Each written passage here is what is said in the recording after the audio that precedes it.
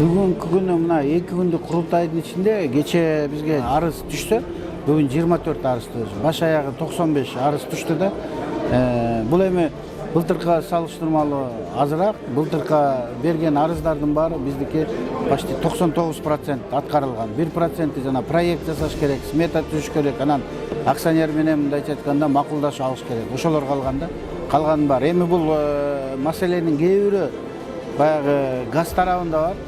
Анчамысы 5-10% калганы ушул электр энергия боюнча. Анан ГЭС куруу боюнча ошол 95-тин баары эле электр энергия эмес, ошо чакан ГЭСти куруу, чоң ГЭСтерди качан курулат деген суроолор аларга биздин жоопторубуз бар. Мисалы алсак, баягы Верхний Нарынский Каскад ГЭСинен ат башылыктардан түштү, Нарын областынан.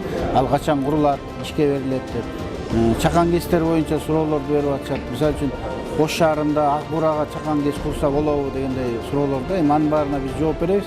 50-60 бул энергетика, электр энергия байланыштуу да. Эми ал жерде кээ бир жерде трансформатордун кубаттуулугу жетпей атат, кээ бир жерде линияны алмаштырыш керек. Анан көп суроолор баягы столбаларды алмаштырыш керек. Илгерки баягы 50-60 жылкы жыгач столбаларды алмаштырыш керек деп. Ал жөнүндө биз былтырда ошондой суроолор болгон. Мисалы алсак, биз Жалал Абадта бетон ошол опораларды чыгарган завод курдук.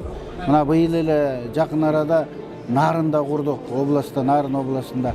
Азыр ушул мартка чейин Ош областында бетон чыгарган завод куруп атабыз. Анан бизге көбүнчө суранып кетишти, Аксы, Чаткал райондоруна, ошол Жалал Абадтан алысыраак болуп атат, бизге ошол жака деп. Азыр аны да караштырабыз буюрса. Көп маселелер жанагындай трансформатор.